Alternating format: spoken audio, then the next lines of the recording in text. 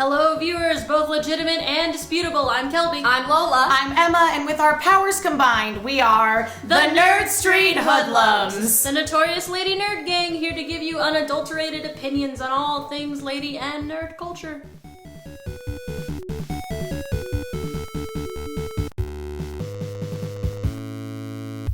This week in nerd history, we're actually celebrating two badass babes whose names begin with B. One of them is Barbie, who on March 10th turned 55. Say what you will about her, girl has had over 130 careers in her lifetime and even ran for president back in the 90s, long before a lady candidate was ever on the official ballot. Also on March 10th, Joss Whedon's beloved series Buffy the Vampire Slayer premiered in 1997. Not only did this show feature a totally awesome female lead who the world would literally perish without, it also featured one of the first lesbian couples on mainstream television. Now, we promise we will find an excuse to talk about Buffy in a later episode. However, today we're going to be talking about something else that premiered in 1997. Well, on Japanese television anyway. A whole bunch of little cute pocket-sized monsters, 150 or so to be precise. Pikachu. The day is yours, Marshmallows. You loved it, you believed in it, and you even helped fund it, and now the Veronica Mars movie has hit theaters. The plot is set 9 years after the events of Season 3, and our title character, played by the lovely Kristen Bell, has moved herself to New York City in order to distance herself from her hometown of Neptune, California. But she's forced to go back when her old boyfriend is accused of murder. Not only is the movie hitting theaters, you'll also be able to buy and rent the film on video on demand and other online platforms. This week we're going to be talking about an uncomfortable Facebook situation. So here's the scenario. You've just posted something really important to you about sexism or inequality, something really close to your heart on your Facebook. And someone jumps in and posts a joke response that is really the initial insult that the article was about. They have to say something about making a sandwich or girls spending all their money on shoes. And they think that their point is getting across. They think they're being very clever. And they don't understand that it's hurtful, that it's something that girls hear all the time, and it's not funny. So what are you gonna do? You gonna yell at your good friend or your otherwise pleasant coworker? No, talk to them. You know they're not a jerk, so just let them know that what they're saying is kind of jerky. And if they stop, they're your friend, and if they don't, maybe they're kind of a jerk.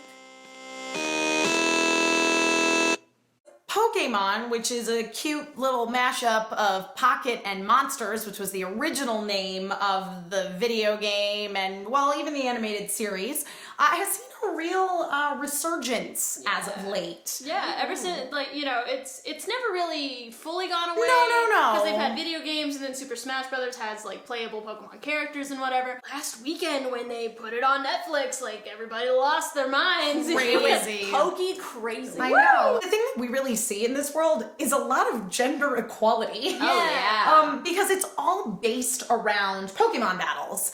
And because it's the monsters battling, you are taking the physical strength of men versus women out of the equation, and you're left with just people's ability to, nurture and raise these monsters for essentially legal cockfighting. Misty was definitely my big thing in the show, because Yeah. she got shit done, she was the smartest one there. Absolutely. And, Ash would be like, oh, this is totally not a trap, and then Misty would be like, why are you so fucking stupid? Yeah. This is totes a trap, dude. She also still maintains kind of that nurturing mother role, not only towards Ash and Brock, honestly, even though, she's supposed to be younger than Brock is, but of course, later on when she sort of adopts Togepi and is like his mom. Yeah. She actually has a lot of similarities in terms of character with Katara. Very much so. I was literally yeah. thinking that. I was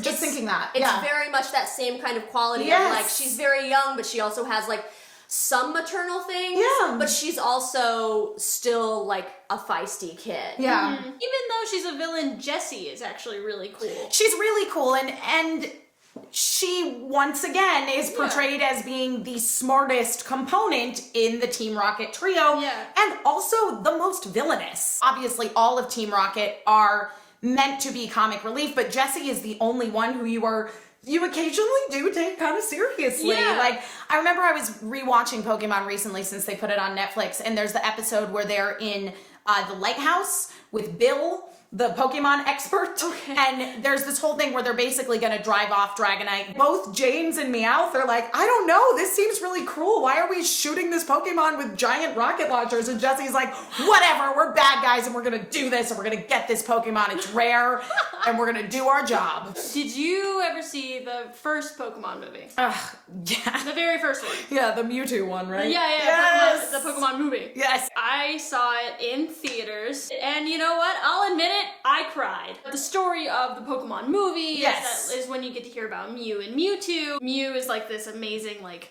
legendary, rare Pokemon, and then Mewtwo is a clone of Mew, and he's like all roided up or something. And angry. And angry because he finds out he's a copy and he's pissed about it. Oh, it's like Sephiroth in Final Fantasy VII. That never goes well.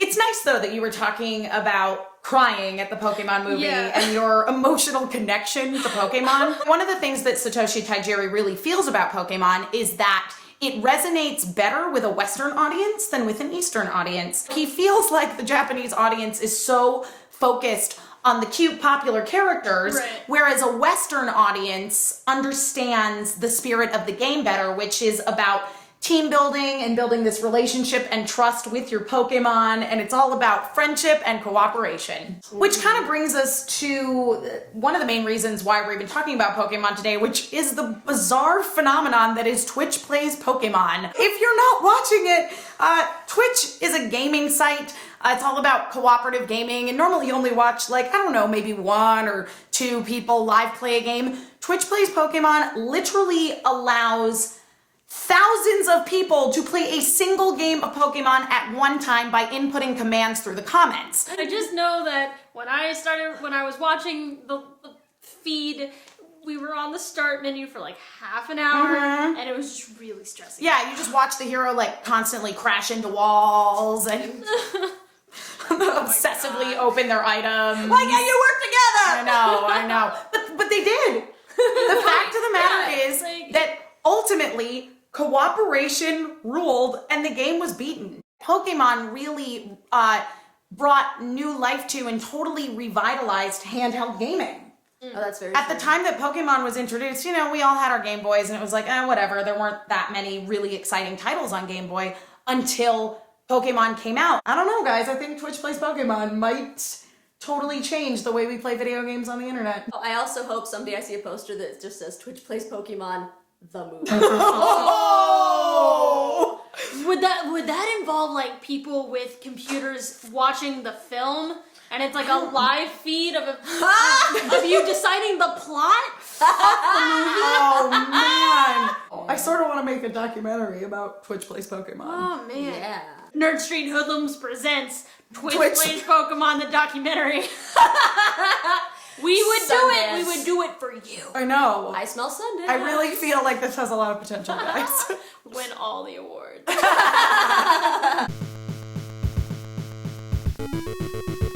Congratulations, guys! You just caught all of this episode of the NerdStreet Hoodlums. Once again, social media, do it. Twitter @NerdStreet, Tumblr, Facebook, Instagram. If it's a social media thing, we're probably on it. Find us and keep caught up with us. And this week, we are proud to announce the winner of the Doctors Who Read Across America Trivia Contest.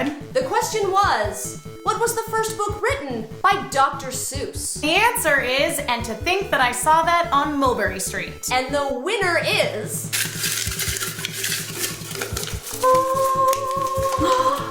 O'Neill Megan. Megan, we will get in touch with you to find out where we can send your fabulous prize from our fabulous guest, Noelle Stevenson, too. And this week's bonus footage is a second installment of Confessions of a Fangirl. And adult beverages, you know what, guys? Adult beverages all around. Gotta drink them all. If you have any questions, comments, concerns, Pokemon you'd like to tell us about, feel free to drop them in the comments below, and we will see you next week.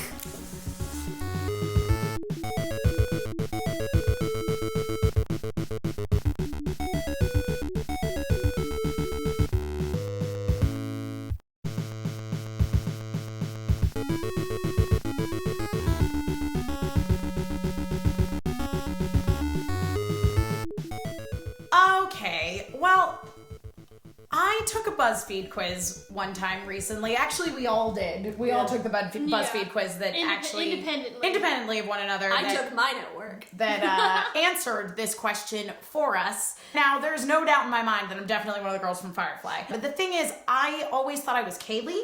Mostly because I'm super awkward with boys, just like Kaylee. But the quiz said I was Zoe. And you know what? I think the quiz is actually right. And don't get me wrong, I am a super emotional person, but like in the world, I think I confront it head on and I don't take shit from anybody and I get stuff done. And I mean, who doesn't want to be married to Alan Tudyk? I too took the quiz. I got a Nara, which I don't mind. Hot. I love Nara. I just don't know if I agree, because I don't really use my feminine wiles, and she's just so graceful, and I am not. If I had to pick one, I think I personally would be closer to Kaylee, just because like I'm kind of oblivious. Yep. To most things. I'm a little awkward. I mean, I've got a fiance. Yeah. I got real lucky with that, but man, the pursuit of that fiance is Not so graceful. awkward. I would have to jump shows a little bit on mine. I think I'm a Willow. I feel like, especially in my life, I started as such like a mousy, like mild-mannered, like girl who was just like I knew all the librarians by name. Like I was just in the library all the time. And then as she gets older and she has like more experiences in life and she becomes more confident and she figures out who she is by helping, kill vampires and things. And you see where she is in season 7 and in the comics, where she's like this like complex character who basically almost ended the world when her girlfriend got killed. Spoiler alert. Sad. Some of us are making our way through Buffy right now. Oh no! Damn it! You hear that? No, you know what? It's okay. Tumblr already. It's almost like the show's been off the air for 10 years. It's almost like some of us didn't have WB.